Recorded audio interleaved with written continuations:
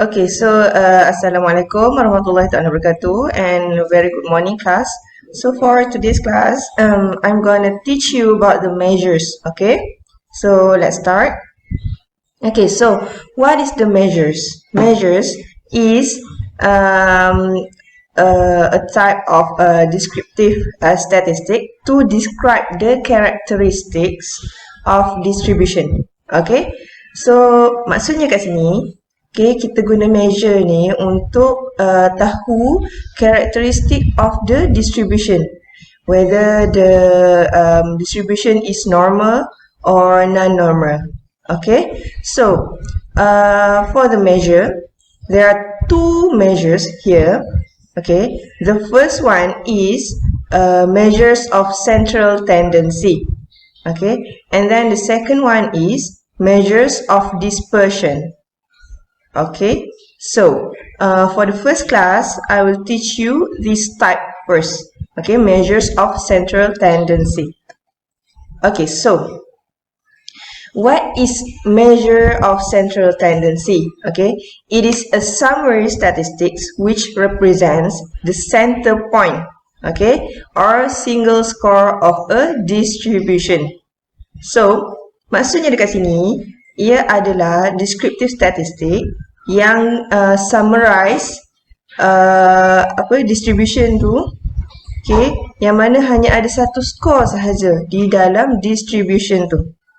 Okay, maksudnya dekat sini macam ni, dalam measure central tendency measure ni kita ada mean, median dan mode. Okay, so dalam satu distribution tu hanya ada satu sahaja mean, hanya ada satu sahaja median dan juga hanya ada satu sahaja mode. Okay, so untuk measure ni, lepas ni minggu lepas kan kita ada belajar tentang line graph kan. Okay, so daripada histogram tu kita buat construct a line graph kan. So ini adalah line graph daripada histogram tu. Okay, so untuk line graph macam ni kita panggil ia sebagai bell curve, bell shape curve. Okay, so di mana dia punya tengah-tengah, dia punya mean, median dan mode ada kat tengah-tengah. Maksudnya dalam bell shape curve ni, okay, so dia adalah symmetry punya polygon. Okay, so dia punya belah kiri, belah kanan dan juga belah kiri adalah sama, 50%, dan this one is 50% as well. Okay, so yang mana measure of central tendency ni hanya ada satu sahaja setiap hanya ada satu sahaja skor bagi setiap mean, median dan mode.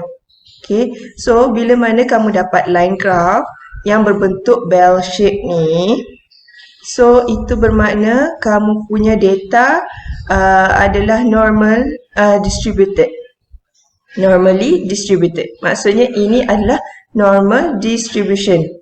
Okay, sekejap lagi saya akan tunjuk macam mana kalau data tu tak normal, dia berbentuk dia macam mana. Okay, so central tendency measure ni juga dia indicates where the most values in a distribution fall. Okay, maksudnya nombor yang paling banyak dalam distribution tu jatuh dekat mana. Okay, so itu adalah measure of central tendency. Okay, so next. Okay, so why we use measure of central tendency? Okay, so macam saya cakap tadi, ini adalah bell curve, bell shape curve. Okay, so daripada histogram kita construct a line graph, then we get this type of polygon. Okay, so untuk central tendency measure ni kita guna to give simple description of the entire population or sample. Okay, maksudnya kita describe lah sama ada population tu ataupun sampel tu bila mean dia paling tinggi, so bermaksud macam mana. So itu sebab kita guna measure of central tendency. Okay, next, to compare between the groups of individuals or between sets of figures. Okay, so let's say kalau kamu kutip data, nak tahu skor untuk subjek basic data analysis ni bagi student art dan juga student PJ contohlah kan. So bila kamu tahu, bila kamu dapat data apa semua tu, lepas tu kamu kira mean dia, and then kamu dapat tahu yang markah untuk student art tadi lagi tinggi daripada markah untuk student PJ tu. Okay, so itu kegunaan measure of central tendency. Bila mana mean tu berbeza, so kita boleh conclude lah. Okay, yang ni student dia macam mana, yang ni student dia macam mana. Okay, so next. Okay, so there are 3 methods for measuring central tendency. Okay, the first is mean, and then the second is median, and then the third one is mode. Okay, so untuk setiap ni saya akan tunjukkan contoh macam mana untuk kira bagi raw data, bagi ungroup data dan juga bagi group data. Okay, so next. Okay, so what is mean? Mean macam yang kita dah belajar masa sekolah menengah dulu kan. Mean adalah purata. Okay, it is an arithmetic average. So, mean ni adalah balance point for the distribution. Okay, so maksudnya dalam satu distribution tu, kita ada satu point yang seimbang. Okay, yang mana mean ni, dia located between highest and lowest score. Okay, maksudnya antara skor yang paling tinggi dan skor paling rendah tu, mean tu dekat tengah-tengah dia. Okay, so next.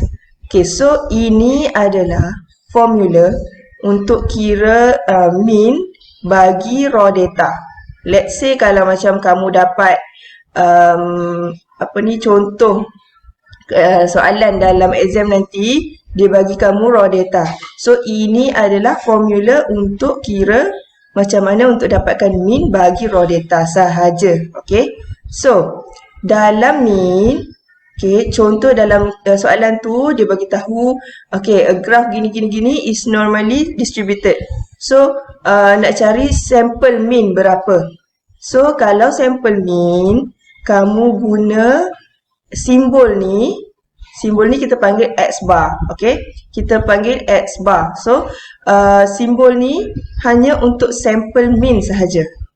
Okay, manakala kalau untuk population, contoh dalam kertas soalan tu dia minta kamu cari mean bagi population. So ini adalah simbol dia. Kita panggil dia sebagai mu. Okay, mu.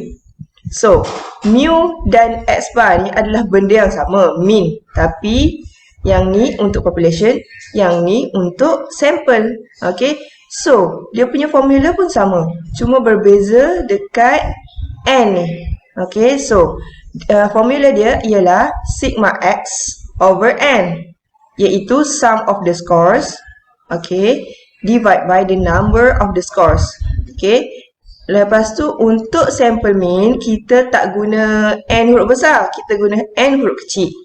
Okay, tapi untuk population mean, kita guna N huruf besar. Okay, so next. Okay, so how to calculate sample mean? Okay, let's say kamu dapat data macam ni, kan? Ada nombor 12, 16, 17, 41, 46 dan 54.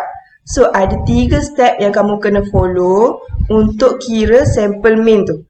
Okay, so step yang pertama, kamu kena tambah semua nombor yang ada dekat dalam raw data tu. Tambah satu-satu. Okay, macam ni. 12 tambah 16 tambah 17 tambah 41 tambah 46 tambah 54. Okay, guna kalkulator kamu tu, tambah. Lepas tu kamu akan dapat skor macam ni. Okay, cuba kamu kira sama ke tidak. Okay, so untuk part yang ni saya nak kamu kira sekali supaya kamu dapat gambaran lah macam mana nak kira dia kan. Okay, so next. Kamu dah dapat lah. Sigma X dia equals to 186. Okay, so next. Step yang kedua. Count how many numbers are there in the raw data. Okay, kamu kira berapa banyak nombor yang ada dalam raw data tu. Nak macam ni kan, raw data dia kan. Kamu kira satu-satu. 1, 2, 3, 4, 5, 6. Okay, so ada 6 nombor kat sini. So, N dia adalah 6. Okay, so next. Kamu guna formula yang tadi tu. Kalau yang ni dia minta sampel kan. So, guna X bar. Kalau dia minta population mean, tadi kena guna mu. Okay. So, dia punya formula sigma X over N. Kan? So, untuk yang ni, kamu ambil je lah total yang kamu dah dapat dekat step 1 dengan step 2 ni. Okay, so 186 bahagi dengan 6. Okay, kamu kira sekali. And then you will get this answer. Does the sample mean X bar equals to 31? Okay, nanti dekat jawapan kamu tu, kamu buatlah macam ni, ayat macam ni juga. Kalau macam bagi jawapan ni pun boleh juga. Cumanya kalau ada conclusion macam ni, so lagi better lah. Okay. So, next. Okay, so sekarang saya akan ajar kamu macam mana nak kira mean untuk ungroup data. Okay, so ini adalah formula dia. Formula dia X bar equals to sigma fx bahagi dengan sigma f. Okay, sigma f ni adalah n, sama je dengan number of scores tadi. Okay, so sigma fx adalah sum of all frequency darab dengan the scores. Okay, sekejap lagi saya akan tunjuk contoh dia macam mana.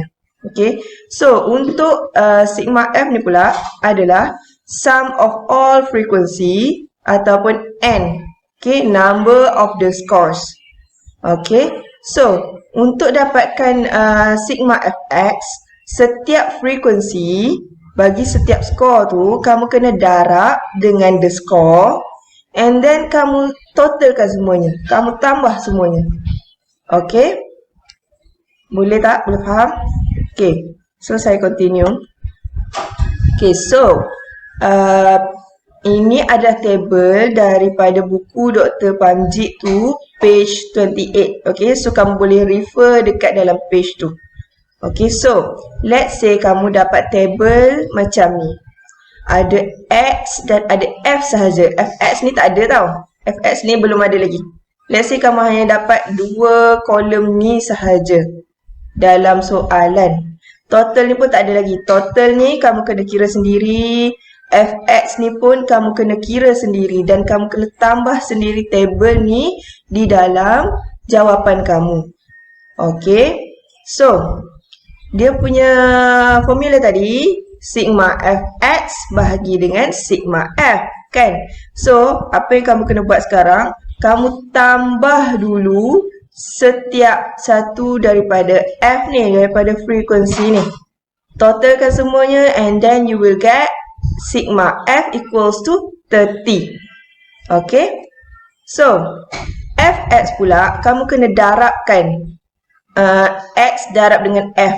Then you will get fx. Darab satu-satu. Lepas tu kamu kira setiap satu ni lah. 45 darab 5, 68 darab 3 dapat berapa? 75 darab 9 dapat berapa? 80 darab 9 dapat berapa? Okay, lepas tu kamu list down kan semua jumlah dia dalam table fx ni. Lepas tu kamu tambah. Tambah then you get sigma fx. Okay. So, masukkan dalam formula tu tadi. Okay. So, sigma fx dia berapa? 2184. 2184. Okay.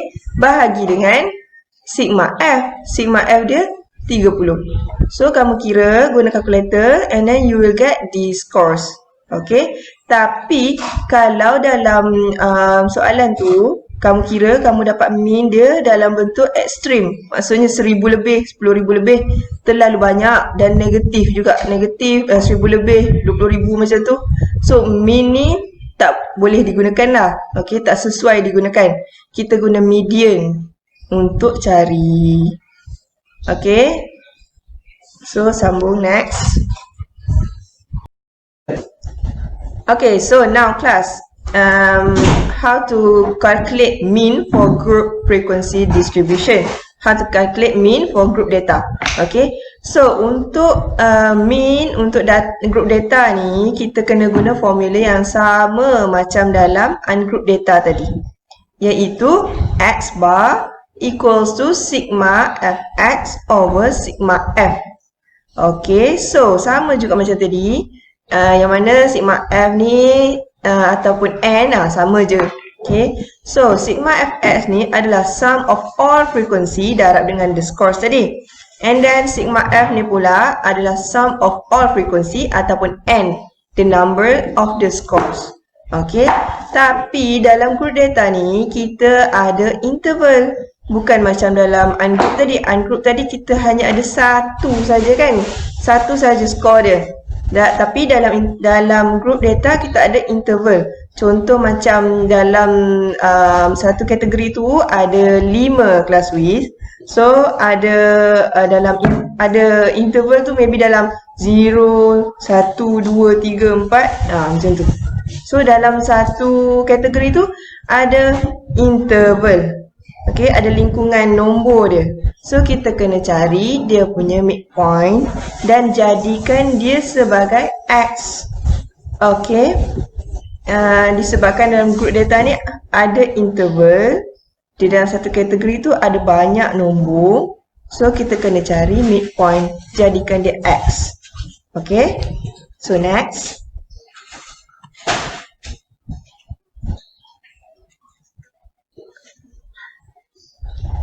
Okay class. So let's say, okay, ni page 32 pula tengok dalam buku Dr. Pamjid tu. Okay, so let's say kamu dapat contoh soalan bentuk macam ni. Okay, ini adalah table dia.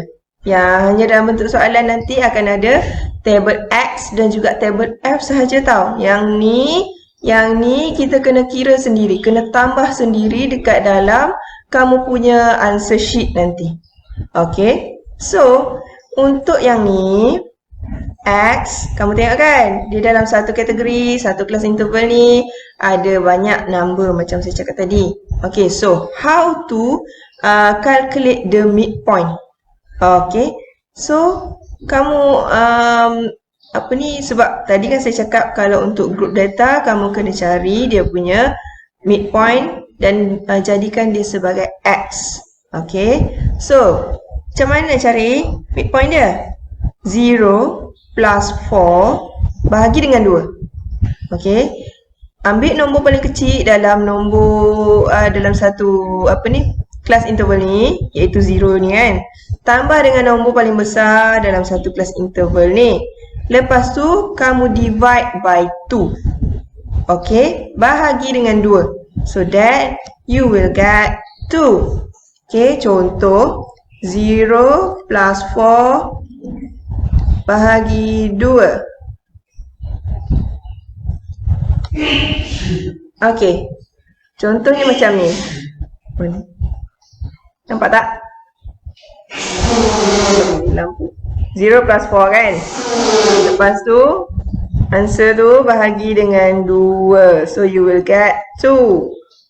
Okay, lepas tu yang ni juga 5 tambah 9 bahagi dengan 2. Okay, 5 tambah 9 dapat 14. Okay, lepas tu bahagi dengan 2.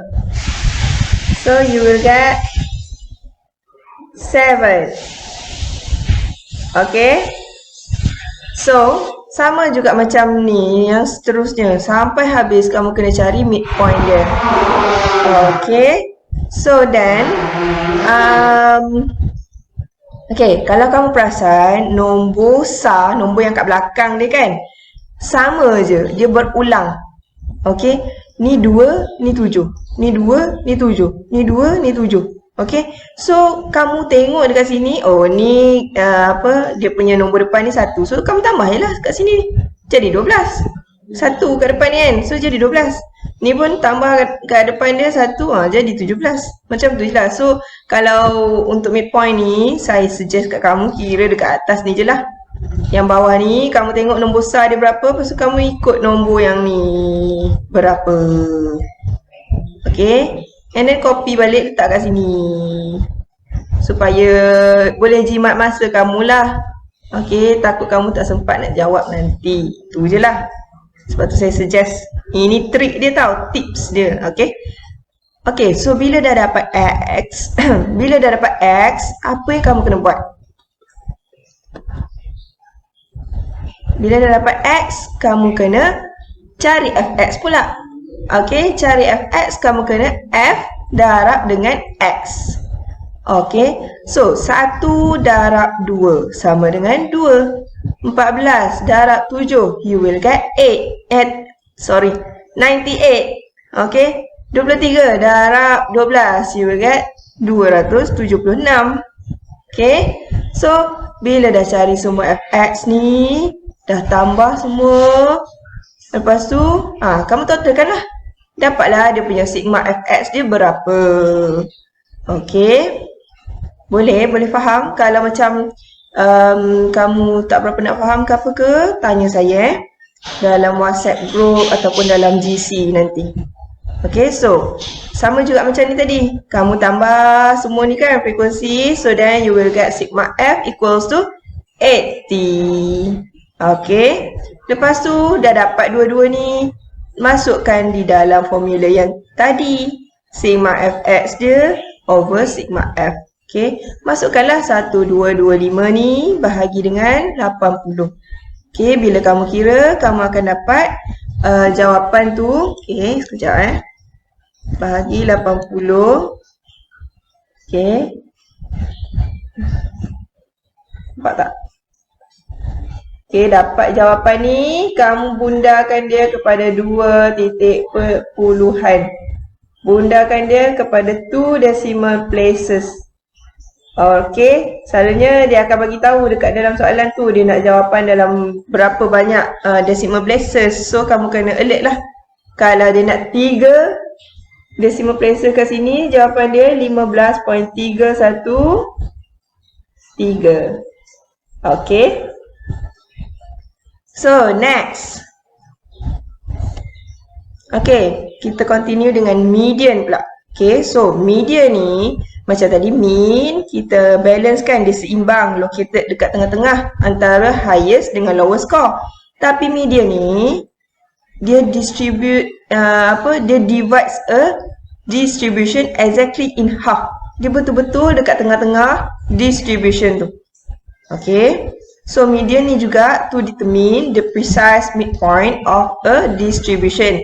Dia titik tengah-tengah dalam distribution tu. Okay, dan kalau number of the scores tadi bagi setiap data tu dalam bentuk nombor ganjil, dalam bentuk odd number. Okay, so median dia automatic lah yang ada dekat tengah-tengah sekali. Okay, tapi kalau n ni dalam bentuk even number, so the median is the mean of two middle values. Okay, maksudnya bila number of the scores ni dalam bentuk nombor genap, dan median dia adalah mean kepada dua nombor yang ada dekat tengah-tengah tu. Okay, so then bila n ni kecil, contoh macam 1, 2, 3 ke apa kan, lepas tu kita carilah middle value dia. Okay, tapi bila n ni besar, contoh macam belas ke, 20 ke, 30 ke, so kita kena guna formula ni, n plus 1 divide by 2. Okay, so next. Okay, ni adalah contoh untuk raw data, untuk odd number. Okay, so let's say kamu punya raw data nanti, kamu dapat raw data macam ni. Okay, dalam soalan tu nanti dia bagi dekat kamu raw data yang berbentuk macam ni, nombor yang ni lah, random ni kan. Okay, so apa yang kamu kena buat, ada 3 step. Okay, step yang pertama, kamu kena arrange the data in ascending order. Kamu kena susun balik data ni, raw data ni dalam bentuk ascending order. Okay, cari dulu nombor yang paling kecil, and then cari nombor yang paling besar.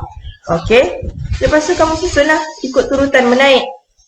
Okay, Susun satu-satu semua. Okay, so step yang kedua. Count how many numbers are there in the arranged data. Okay, berapa banyak nombor yang ada dekat dalam data yang kamu arrange dah ni. Okay, so kamu kira lah. 1, 2, 3, 4, 5, 6 sampai habis. Kira, oh, ada 15 nombor. So, kamu tulislah. N equals to 15. Ada 15 nombor dekat sini. Okay, lepas tu step yang ketiga pula, kamu guna formula. Okay, sebab dia punya N dia besar kan, belas kan. So, kena guna formula. N plus 1 bahagi 2. Okay. Sorry. Okay. So, N plus 1 bahagi 2. So, kamu akan dapat, okay, masukkan N berapa? 15 kan? So, kamu akan dapat 15 tambah 1 bahagi dengan 2. Okay. So, 15 tambah 1 berapa? 16. 16 bahagi dengan 2, kamu akan dapat 8. Okay. So, tadi sorry saya lupa nak bagi tahu. Untuk median ni, ini adalah simbol dia. Kalau min tadi X bar kan, dia punya apa, ada line kat atas kan yang straight kan. Kalau median, kita akan gunakan X tilde ni. Ni adalah X tilde. Okay, dia ada macam bentuk macam ni sikit kat atas. Okay. So, bila dah dapat tadi jawapan yang 8 ni, ini bukan jawapan final dia tau. Okay, so maksud dia, median value ni adalah data yang ke-8 dalam arrange data tu tadi. Okay, maksudnya kamu cari ni kan dah dapat 8 kan. So dalam data ni kamu tengok nombor yang ke-8 ni berapa, yang mana satu. Kira satu-satu. 1, 2, 3, 4, 5, 6, 7, 8. So you will get 69 as the final answer. Okay. So, X tilde dia equals to 69. So, inilah jawapan akhir dia. Bukan 8 tau. Kalau jawab sampai sini, tak dapat markah penuh nanti. Kena jawab yang ni. Okay. So, next. Untuk raw data, untuk even number pula. Okay, let's say kamu dapat raw data macam ni. Okay. So, sama juga macam tadi. Kamu arrange the data in ascending order.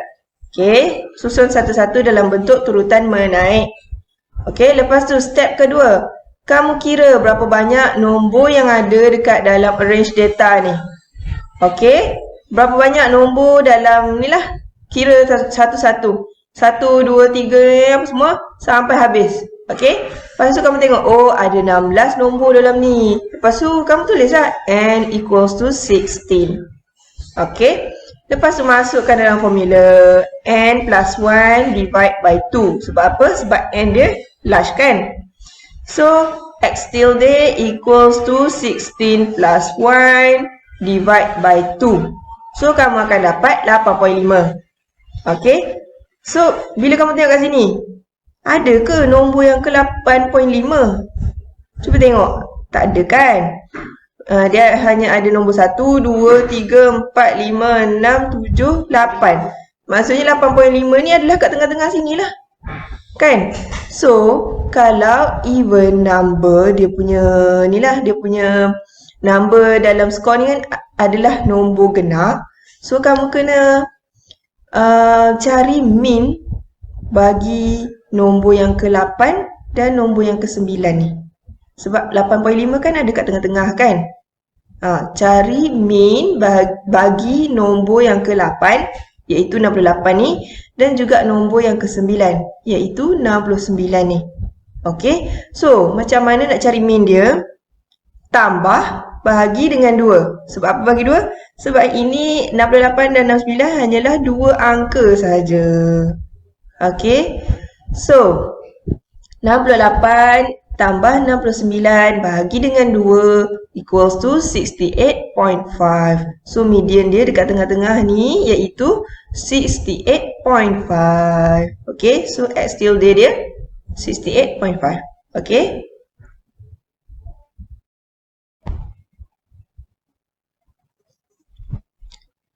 Okay, class. So, now, Let's continue to the median for ungrouped frequency distribution for the ungrouped data. So, let's say ini adalah soalan kamu dalam exam nanti. Okay, bagi table X dan table F sahaja. Table CF dia tak bagi. Okay, so so untuk yang ni, untuk ungrouped frequency distribution ni, kamu kena cari CF. Okay, so macam mana nak cari CF? Sekejap lagi saya akan ajar. Okay, so untuk cari median bagi ungrouped data ni, ini adalah formula dia, iaitu median dia adalah size of n plus 1 divide by 2 item. Okay, so n dia kamu cari, ataupun sigma f dia kamu cari, kamu tambah semua frekuensi ni. Okay, so you will get 30. Okay, so kamu masukkan dekat dalam formula ni. Okay, so 30 plus 1. Okay, jadi 31. 31 bahagi dengan 2. Okay, then you will get 15.5. Okay, so now cari cumulative frequency. Kalau kamu tengok data table ni, kamu tentukan mula-mula dapat soalan. Kamu identify dulu, oh, ni table ungroup ni. Kenapa? Sebab X dia hanya adalah satu value sahaja. Hanya ada satu value sahaja. Bukan dalam bentuk class interval. Okay, so bila dah dapat macam ni, okay, so dia nak apa untuk soalan ni kan, bila dalam exam tu kan, bila kamu tengok dalam kertas soalan tu, oh, dia nak median. Okay, so then kamu pun automatik lah cakap, oh, dia kena cari ni, cari cumulative frequency. Okay, so untuk cari CF, macam mana kamu kena buat? Kamu kena ambil frekuensi sebelum, kena ambil CF sebelum dia, lepas tu kena tambah dengan frekuensi selepas tu. Okay, maksudnya kat sini macam first row ni kan, first row ni dia tak ada pun cumulative frequency yang sebelum. So CF dia adalah 0 lah. Okay, so 0 tambah 5, kamu akan dapat 5. Okay, lepas tu untuk yang second row ni pula kan, second row ni kamu tengok ni CF yang sebelum dia berapa. So 5 kamu tambah dengan 3 ni, so kamu akan dapat 8 lah. Okay, sama juga macam seterusnya, dia dalam bentuk zigzag tau. Zigzag contoh macam ni, macam tu bentuk zigzag. Start pada atas ni ke 5, lepas tu ke sini, lepas tu ke 3 pula, lepas tu 8, lepas tu ke 9 ni 17, 9. Dia dalam bentuk zigzag.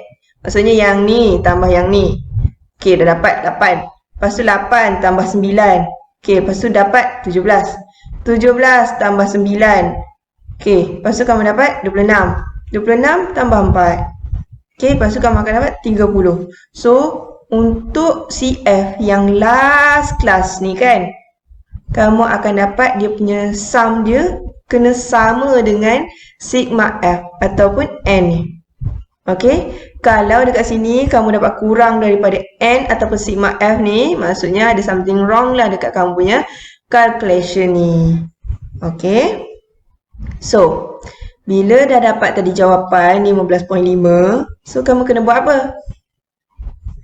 Okay, so kamu kena tengok 15.5 ni ada dekat mana. Okay, 15.5 ni dalam CF, kamu tengok 15.5 ni ada di antara nombor berapa ni kan? Dia di antara nombor 8 dan nombor 17. Maksudnya dia dekat tengah-tengah ni. Okay, maksudnya dia dekat antara nombor 8 dan nombor 17 ni, kat tengah-tengah. Okay, so then kamu kena ambil jawapan yang selepas dia, X selepas dia, bukannya X sebelum dia. Okay, kamu kena ambil final answer dia adalah yang ni, 75, bukannya 68. Bila 15.5 ni kan, dah kira tadi kamu dapat, lepas tu 15.5 ni ada dekat sini, kat tengah-tengah antara 8 dan 17. Okey. Lepas tu kamu ambil, kamu tengok X selepas dia berapa? Dekat sini. 75. Let's say kamu dapat ni lah kan, dapat X tilde ni, kamu dapat tengah-tengah antara 17 dengan 26. So jawapan dia, final answer dia kamu kena ambil 80 ni. Ini sebagai contoh je Okay. Contoh macam saya cakap tadi, kalau kamu dapat, kamu kira balik apa semua ni, n dia equals to berapa apa semua tu. Lepas tu kamu dapat jawapan dia tengah-tengah antara 17 dan 26. So kamu kena ambil 80 as the final answer. Itu contoh je Okay. So untuk yang ni 15.5 ni ada di tengah-tengah antara nombor 8 dan nombor 17. Okay. Lepas tu kamu ambil X dia equals to 75. Okay. So itu cara untuk kira ungroup data. Okay, kalau last answer kamu dapat 15.5. Lepas tu kamu tak bagi tahu pun yang median dia berapa, final median dia berapa. Okay, so kamu akan kurang markah lah dekat situ. Sebab dia punya final answer bukannya 15.5. 15.5 ni hanyalah maksudnya dia punya skor ni, dia punya cumulative frequency adalah 15.5. Macam tu. Okay. So, dia punya skor yang paling tengah-tengah ialah 75. Okay.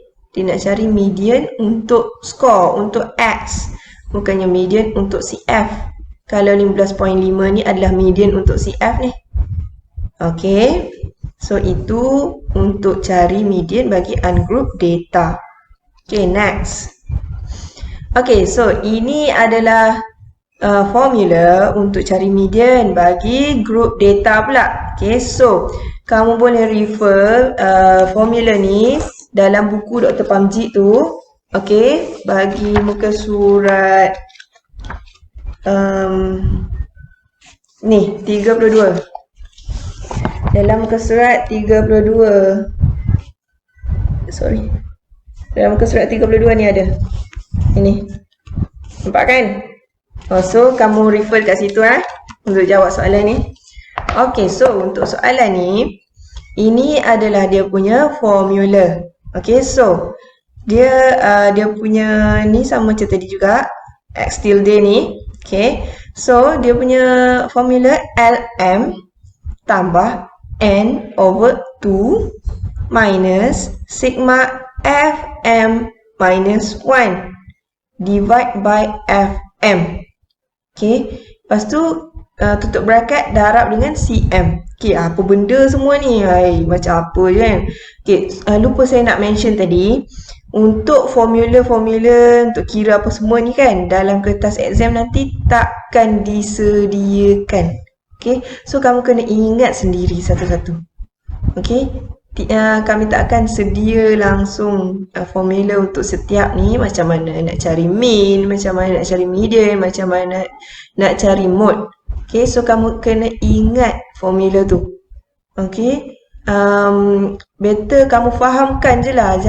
Jangan sebab formula ni nanti kalau kamu tak tulis dalam kertas soalan tu pun tak apa.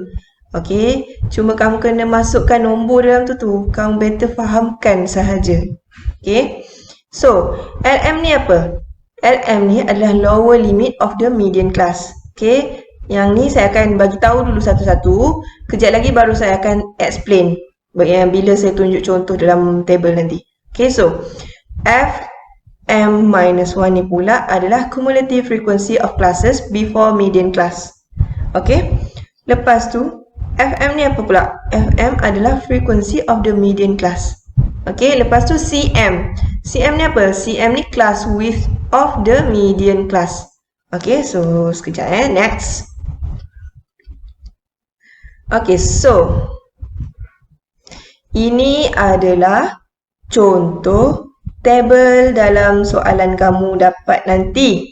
Okay, so dia bagi X sama je macam tadi ni. Dalam page 32 tu. Okay, so kamu akan dapat X macam ni dan F macam ni. Okay, So, apa yang kamu kena buat bila dah dapat macam ni, bila dia minta mula-mula kamu tengok dulu. Oh, ini adalah group data ni. Kenapa? Sebab dia dalam bentuk interval. Okey, kalau macam ungroup tadi, dia dalam satu angka je kan. Setiap ni kan, dia tak ada pun interval. Okey, tu perbezaan antara ungroup dengan group. Okey, so bila dah dapat ni, lepas tu tengok soalan dia pula. Oh, dia nak suruh cari media ni untuk group data. Okay, so automatik kamu ingat. Oh, yang formula pening-pening tu. Yang tu. Okay, so apa yang kamu kena buat? Kamu tambah lagi satu table dekat sebelah. Dekat answer sheet kamu nanti, tambah table cumulative frequency ni. Okay, kamu kena tambah table yang ni. Tambah table CF. Okey. Lepas tu kamu tambah juga table yang kat bawah ni. Iaitu table sigma tambah row dekat bawah ni iaitu row sigma F equals to 80. Kamu tambahlah semua frekuensi dia ada berapa. So kamu letak dekat sini. Okey. So untuk CF ni sama juga macam tadi, guna teknik zigzag tu. Okey, so maksudnya dekat sini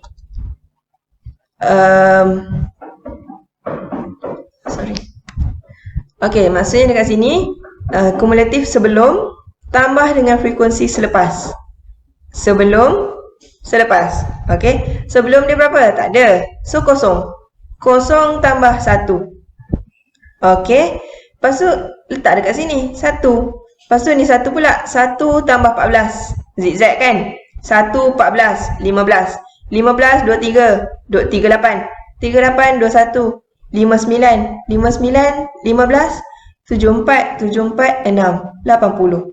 Okay, last kali, CF yang last kali kena sama dengan sigma F ataupun N ni. Okay, so lepas dah settle table CF ni, apa yang kamu kena buat? Kamu kena cari semua yang dia minta dekat dalam formula tadi. Okay, so median location. Median location dia ialah N over 2.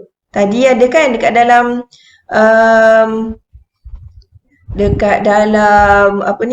formula tadi kan, ada kan N over 2 kan. Okay, so untuk ni N over 2 ni kamu ambil balik sigma F ni. Kan tadi kan saya cakap sigma F ni sama je dengan N kan. So N dia equals to 80. Okay, so 80 bagi dengan 2, dapatlah 40. Okay, so bila kamu dapat 40, okay, bila dapat 40, kamu tengok dia punya CF dia dekat mana? 40 kan? 40 ni dalam CF dia dekat mana? Kat sini kan? Antara 38 dan 59. Okay, so bila CF tu ada dekat sini, kat tengah-tengah antara sini, kena ambil X selepas dia, iaitu 15 ke 19 ni. Okay, sekejap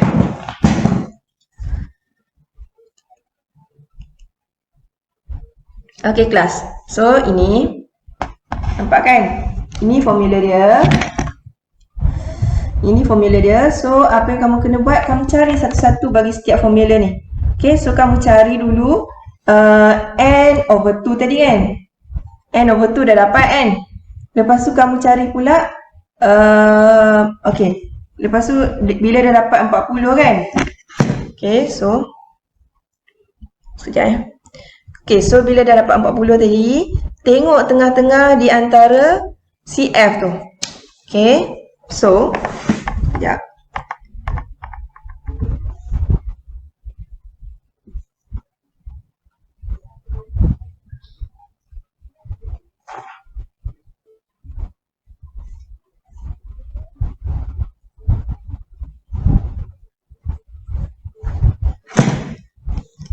Okay kelas. So CF dia berada di tengah-tengah sini. Okay, dia ada kat tengah-tengah antara 38 dan 59. So kamu kena tengok X selepas dia. Okay, tengok yang ni. Ini adalah median class dia. Okey? Okey kelas, so tadi kan kita dah dapat kan median class dia ialah ni kan, dia 40 ni ada kat tengah-tengah antara 38 dan 59. Okey, so kita ambil dekat sini kat tengah-tengah ni. Okey, lepas tu tengok yang lepas tu kamu tengok median class yang selepasnya. Okey, 40 kat tengah-tengah ni, ambil yang sini ni. Okey, so ini adalah median class dia. 15 tolak 15 ke 19 ni. Ini adalah median class dia.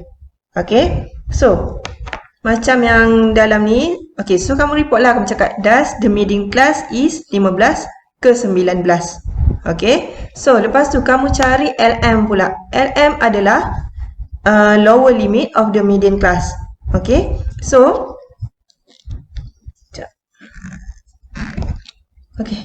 sorry. So kamu tengok median class kamu kan tadi 15 ke 19 ni kan. So kamu tengoklah nombor paling kecil dia berapa? 15. Nombor paling besar dia berapa? 19. Kan hari tu kita belajar lower boundary dengan upper boundary kan. Okey, so bila nak cari lower limit, ambil nombor paling kecil dalam median class tu. Okey, so 15 tolak dengan 0.5. Macam yang saya ajar itu. Macam mana nak cari lower boundary kan?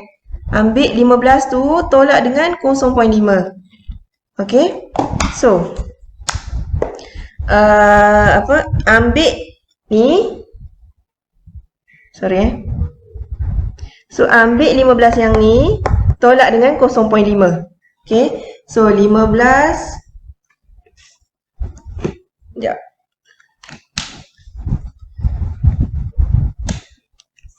Okey, so 15 tolak 0.5. Okey, kira dengan calculator, so you will get 14.5. Nampak tak? Struggle je. Okey, so 15 tolak 0.5, 14.5. So itu adalah LM dia. Okey, itu adalah lower limit of the median class. Okey, macam dekat sini. 14.5 ni lah LM dia. Okey.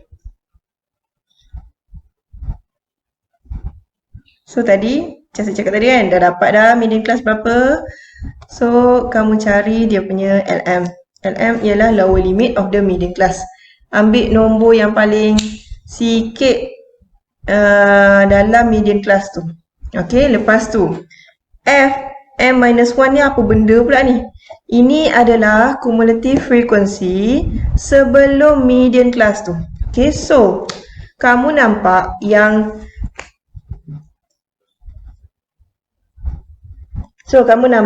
ini adalah median class dia kan? Okey, so kamu tengok untuk Fm-1, kamu kena tengok dia punya cumulative frequency sebelum median class tadi ni. Inilah dia. Okey, so ambil lah 38 ni, letak dekat dalam apa ni, kamu punya jawapan tu tulis Fm-1 equals to 38. Okey, dia adalah maksudnya dalam, kalau dalam equation ni kan, formula ni dia adalah sigma Fm-1 kan. So maksudnya hasil tambah 3 angka ni lah.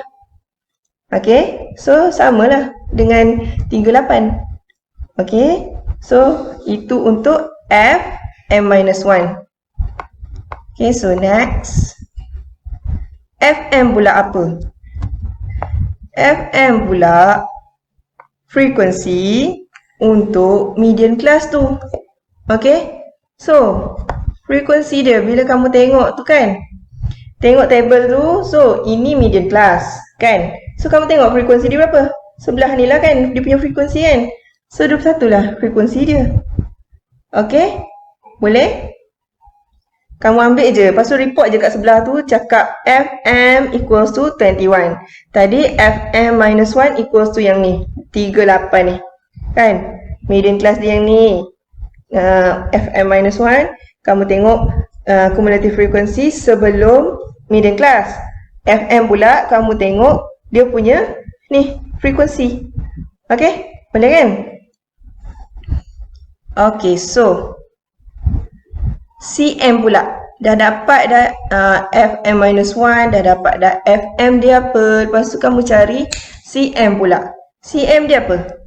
Cm adalah class width. Okay. So kamu kira lah dalam median class ni kan. So kamu kira ataupun nak ambil 0 ke 4 dia pun boleh, yang mana-mana antara ni lah. Sebab semuanya sama je dia punya class interval, class width dia ni. Okay, so kamu kira satu-satu. Okay, so 15, 16, 17, 18, 19. Ada 5 class width dekat situ. Okay, 15, 16, 17, 18, 19. Ada 5 class width dekat situ. So kamu tulis Cm equals to 5. Okay, lepas tu kamu masukkan satu-satu semua yang kamu dapat tadi ni, masukkan dalam formula tu. Okay, so X tilde equals to Lm, kan? Ni kan tadi formula, sorry.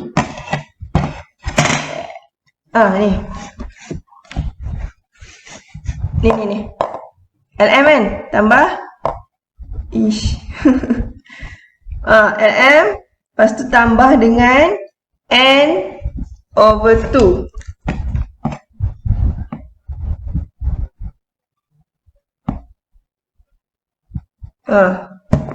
Okay. So, kamu report lah satu-satu, masukkan dalam formula tu. Okay. So, Lm letak kat sini 14.5. Okay. Tambah N over 2, 40 ni. Lepas tu kamu letak dekat sini. Okay. Both dalam bracket. Okay. Lepas tu, kamu tolak dengan sigma Fm minus 1 tu. Okay. So, kamu tengok Fm minus 1 ni berapa? 38. Letaklah dekat sini. Okay. Lepas tu, Fm pula. Tadi kan, dah dapat tadi kan. Frekuensi berapa? Frekuensi untuk median class dia berapa? So, ambil 21 ni, letak dekat sini. Okay. Lepas tu darab dengan class width dia. Darablah dengan 5. Lepas tu kamu masukkan dekat dalam kamu punya kalkulator tu satu-satu. Okay, kira dengan kalkulator kamu tu satu-satu. Okay, contoh. Saya tunjuk 14.5 tambah bracket 40 tolak 38 bahagi dengan 21. Lepas tu tutup bracket. Lepas tu darab dengan 5.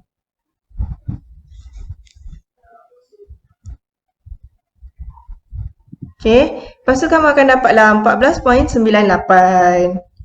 Okay, sekejap 14.5 tambah tutup bracket. Okay, 2 bahagi 21. Lepas tu darab dengan 5. Okay, dapat jawapan. Lepas tu kalau macam dia minta 2 decimal place, kamu bundakan jadi 14.98 lah. Sekejap. Okay. So, kalau kamu dapat ni, macam ni kan.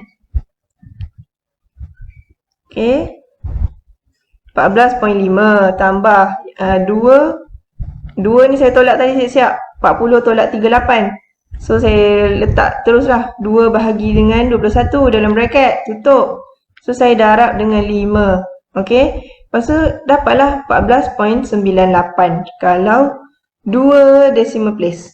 Kalau dia minta 3 decimal place, maksudnya 14.976. Okay. Okay, so dia punya, kamu report lah dekat bawah tu. Dia punya median sales dia, kalau macam score apa benda. Kalau dia tulis dekat soalan ni score kan. So, kamu tulis the median score dia berapa. Okay, kalau soalan dia tentang sales, so tulislah the median sales berapa. Kalau tak tulis pun tak apa, cakap je lah the median is berapa. Macam tu. Okay. So, next. Next mode pula. Okay, mode ni adalah the most common observation among group of scores. Okay, dia adalah yang paling senang lah kita tengok dalam graf tu. Okay, dia ada paling tinggi, frekuensi yang paling tinggi, dan juga dia juga adalah kalau dalam graf tu kamu dapat tengok yang paling tinggi itulah yang tallest ni kan. itulah dia mode. Okay, tapi untuk mode ni kita possible to have more than one mode. Okay, boleh ada satu mode, boleh ada dua mode, boleh ada tiga mode, boleh ada lebih lagi apa semua. Okay, maksudnya kalau satu mode ni dalam satu data tu hanya ada satu je frekuensi yang paling tinggi. Okay, so itu kita panggil sebagai modal class. Okay, lepas tu kalau macam ada dua frekuensi jumlah yang sama dan dua-dua tu yang paling highest. Okay, so itu kita panggil sebagai bimodal. Kalau lebih daripada dua mode, kita panggil multimodal. Okay, ni hanyalah sebagai info sahaja untuk kamu lah. In case kamu jumpa yang banyak apa semua kan, so kamu cakap, ish, ni betul ke tidak ni mode ni? Macam tu. So ini info tambahan. Okay, so next.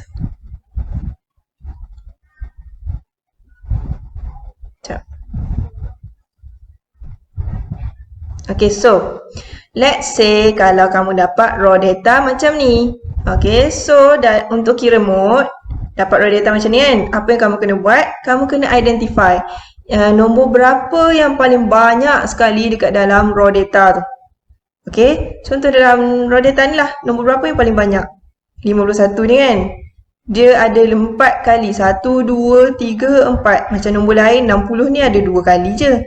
Okay, so nombor yang paling banyak sekali kekerapan dia tu, most frequently, okay, itu adalah mode dia. Okay, macam ni, ada 4 kali kan, 51 kan, nombor 51 ni. So, mode dia adalah 51. Okay, so next, untuk ungroup data pula, kamu tengok frekuensi yang paling tinggi dalam frekuensi dalam ungroup frequency table tu, dalam ungroup data tu. So, jumlah yang ada highest frekuensi itulah mode dia. Okay, so contoh macam dalam table dalam buku ni. Okay, untuk ungroup data, refer muka surat 28, tengok tengok table ni. Okay, so kamu dapat tengok kan, apa ni? Dalam ni kamu dapat tengok yang ada, nampak tak? Frekuensi yang paling tinggi dia 9 kan? Frekuensi paling tinggi dia 9. Ada 2 dekat situ. So dia punya mode adalah 75 dan juga 80. Okay, frekuensi dia ada 2 dekat situ, iaitu 9. So kamu report lah, kata mode dia adalah 2, iaitu 75 dan juga 80. Okay. Okay, so next. Okay, yang ni pula ada lagi formula dia. Formula yang susah ni kan. Okay, so untuk mode bagi group data, ini adalah formula dia. Okay, so let's say kamu dapat soalan, dia cakap dia bagi table dalam bentuk group data, lepas tu dia suruh kamu cari mode. So kamu kena guna formula inilah. Okay, so apa benda ni? Macam tadi ni sama je, LM dengan C ni sama je, lower limit of the modal class. C ni pun class width of the modal class. Okay, yang peningnya ni benda ni, apa benda ni, segitiga 1, segitiga 2 ni. Okay, so segitiga 1 ni, dia adalah frequency of the modal class minus dengan frequency of the class before the modal class. Okay, so maksudnya dia frekuensi bagi modal class tu, dia tolak dengan frekuensi sebelum modal class. Sekejap lagi saya akan tunjuk contoh, so maybe kamu akan faham lagi ya nanti. Okay, so segitiga yang 2 ni pula apa benda ni? Okay, so segitiga yang 2 ni adalah frequency of the modal class tolak dengan frekuensi selepas modal class tu. Okay, so saya tunjuk contoh Okay. Okay, contohnya ini. Okay, kamu ada table, refer muka surat 32, sama juga macam tadi. So, kamu dapat soalan berbentuk macam ni. Okay, ada X dan juga F. Kan? Okay, so apa yang kamu kena buat? Kamu identify lah. Ni, ada interval ni, group ni. Okay, so dia minta apa? Dia minta mode. Oh, kena guna formula lah ni. Kan? Okay, so kelas. Bila kamu dah tentukan dah, oh ni group kan. Lepas tu dia pun, oh dia suruh cari mode. Okay, so apa yang kamu kena buat dulu? Kamu tengok highest frequency dalam frekuensi ni berapa? 23. Kan? Dapat kan highest frequency dia berapa? 23. Lepas tu, automatik lah yang kat sebelah dia ni adalah model class. Kan? Automatik lah bila yang ni highest, bila yang ni paling tinggi, paling tinggi lah kan jumlah daripada yang lain. So, automatik yang kat sebelahnya adalah model class. Okay. So, macam saya cakap tadi, LM tu apa? LM tu kamu tengok lower limit dia. Okay. So, kelas dapat tadi kan 23 ni lah frekuensi kan paling tinggi kan. So kamu tengoklah kat sebelah dia ni ini adalah model class. Okay, so 10 ke 14 adalah model class. So untuk kira lower limit, kamu ambil 10 ni kan, kamu tolak dengan 0.5. Okay, so 10 tolak 0.5 9.5. Okay, macam mana nak cari lower limit dia? Kamu ambil nombor yang paling kecil dekat dalam model class tu, iaitu 10. Nombor yang belah sini ni. Bukan belah sana. Belah sana apa? Belah sini yang lower. Okay. So, lepas tu, okay, 10 tolak 0.5. Dapatlah 9.5. Okay. Lepas tu, segi 31 ni. Segi 31 ni. Tadi yang pening ni apa benda ni kan? Kamu tengok frekuensi. So, tulis 23. Frekuensi dia sini kan, 23.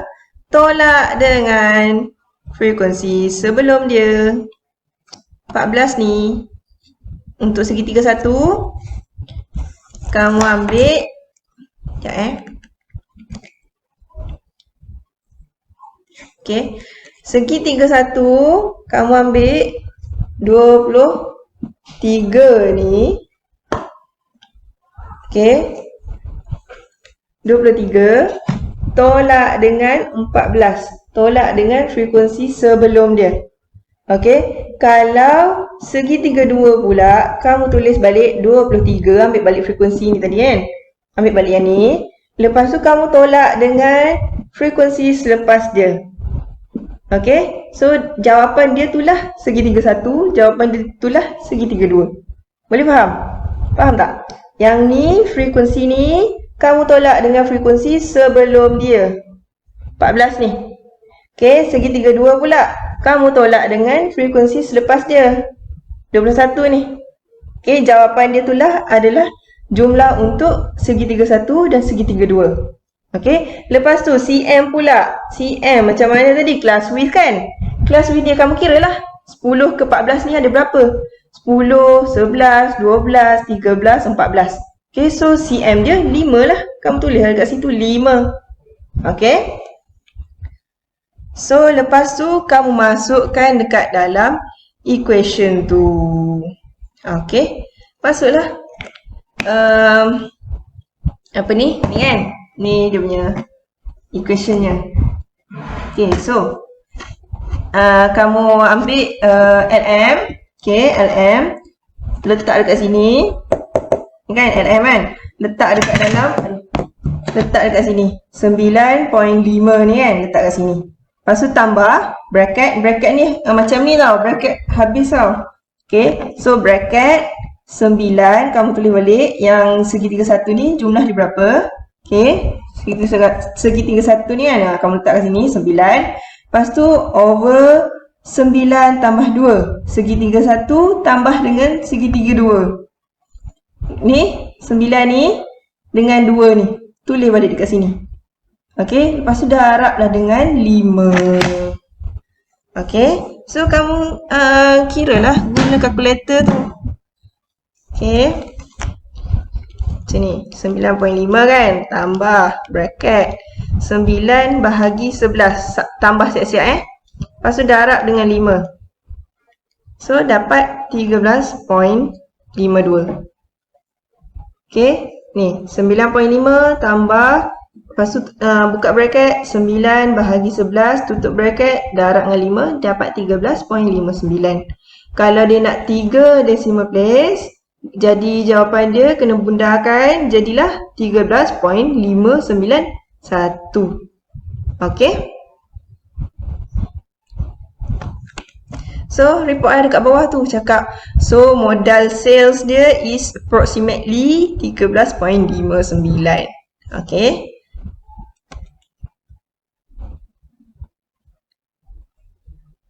Okay, kelas. So, next. Ini ni hanyalah saya cuma nak tunjuk gambaran saja. Gambaran saja kalau data tu normal dan juga tak normal. Bentuk dia macam mana. Okay, so ini adalah bentuk kalau data tu normal. Okay, dia punya mean, dia punya median, dia punya mode dia adalah jumlah yang sama. Okay, macam tadi simetri tadi kan. Lepas tu belah kanan dengan belah kiri dia sama. 50%, sini pun 50%. Okay, lepas tu bimodal. Bimodal ni adalah bentuk dia. Okay, macam gunung ni. Lepas tu dia ada apa ni? Dia punya mean dengan median dia jumlah sama, tapi mode dia berbeza. Dia ada dua mode dekat sini. Okay, dia ada dua highest frequency dekat sini. Okay, so next. Dah tengok yang tu kan? So next, skewed distribution pula. Ini tak normal. Ini pun tak normal lah ni. Sebab kalau normal, dia punya jumlah tiga-tiga ni sama. Ni tak normal lah sebab mode dia lain. Kan? Okay, so skewed distribution, dia tak normal. Sebab dia punya mean, median dengan mode dia dua-duanya lain. Lepas tu kalau potong dekat tengah-tengah ni pun, belah sini ni maybe 30%. Belah sini ni maybe, selebihnya lah, 70%. Kan? Itu adalah skewed distribution. Lepas tu, kalau macam dia condong ke kanan ni kan, dia menghala ke kanan ni, dia menghala ke belah sini, okay, maksudnya dia negatif. Okay, kalau dia menghala ke sebelah kiri ni, dia positif. Okay, dua-dua ni sama je, cuma yang ni negatif, yang ni positif. Okay, so that's all untuk kelas hari ni. Thank you for your cooperation apa semua. Lepas tu kejap lagi saya akan sambung dengan measures of dispersion dulu. Saya akan sambung sikit je yang tu, kamu tengok dulu video tu. Lepas tu next week saya akan sambung lagi separuh untuk measure of dispersion tu. Okay.